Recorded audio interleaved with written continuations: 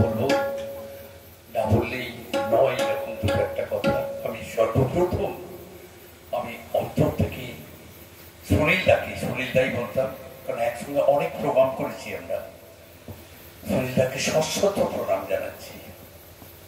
সুনীলদার সঙ্গে খুব গভীর সম্পর্ক ছিল, প্রচন্ড ভালোবাসতেন।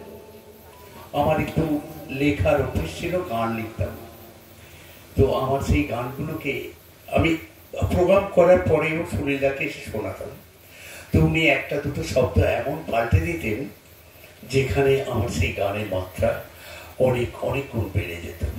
আরেকটা বিষয় না বললেই নয়, সুনীলদার বিষয়, একসঙ্গে অনেক দূরে দূরে প্রোগ্রামে গেছি। সুনীলদা সাইকেলেই যেতেন, এটি পায়জামা পরে আর একটা হাফ হাতা পাঞ্জাবি পরে বা ফুল হাতা পাঞ্জাবি পরে সাইকেলে যেতেন। অনুষ্ঠানে গিয়ে একদিকে চুপ করে বসে আছেন। তবে সুনীলদা যখন অনুষ্ঠান করছেন তখন যত শ্রোতা প্রত্যেকের চোখে জল। মানে সত্যি কথা, লোকটাকে দেখলে ভাবা যেত না যে কত বড় শিল্পী। হয়তো তার মূল্যায়ন হয়নি, তাই আমি আরেকবার সুনীলদাকে নমস্কার জানাই। এবং বলি আরেকটা কথা মনে পড়ে গেল, আজকে আমার এখানে আসার কথা নয়, কারণ আমি মানসিকভাবে খুবই একটু ডিস্টার্ব আছি একটা কারণে। কিন্তু দেবদাসদা সকালে যখন বললে যে এরকম সুনীলদার বাড়িতে অনুষ্ঠান মনস্বিচ করছে, আমরা যাব, আমি আর লোকটা সামলাতে পারিনি। আমি গান করার জন্য আসিনি, গান শুনতেই এসেছি। তারপরে এখানে এসে বলে যে দুটো একটা গান করো বলছে। তো সুনীলদার ব্যাপার শুনে আমি এইটুকু বলবার জন্য যেন আরো মঞ্চে উঠে এলো। সুনীলদাকে আমার প্রণাম, ধন্যবাদ, অনেক ধন্যবাদ আলো মুখকে, মনস্বিচকে, এবং মৌসুম আমার সঙ্গে অনেকবার বাজিয়েছে। মৌসুম আজকে নেই। যাই হোক, আমি একটু মাটির গান গাওয়ার চেষ্টা করব। গানটা হয়ে গেলাম।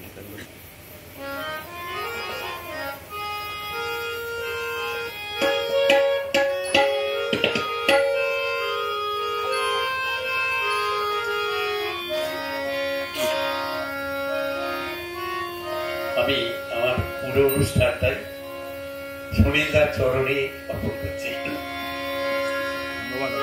লড়ে চড়ে হাতের কোণে, লড়ে চড়ে ঈশান কোণে, খুঁজলে জনম করলে না, কথা কষে দেখা দেয় না, কথা কষে দেখা দেয় না।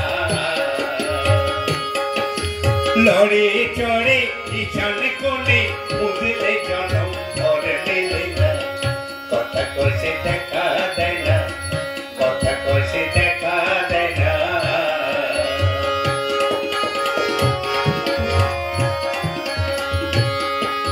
খুঁজি তারে আসমান জমি, আমার চিনি রে আমি গো,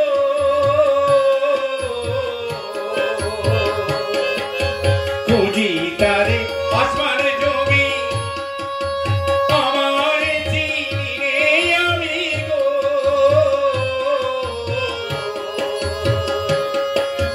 একই ভীষণ,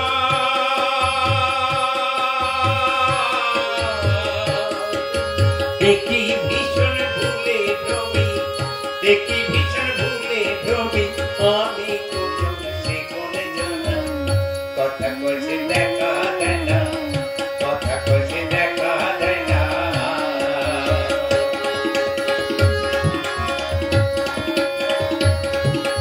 লড়ে চড়ে ঈশান কোণে, খুঁজলে জনম ভর মেলে না, কথা কষে দেখা দেয় না।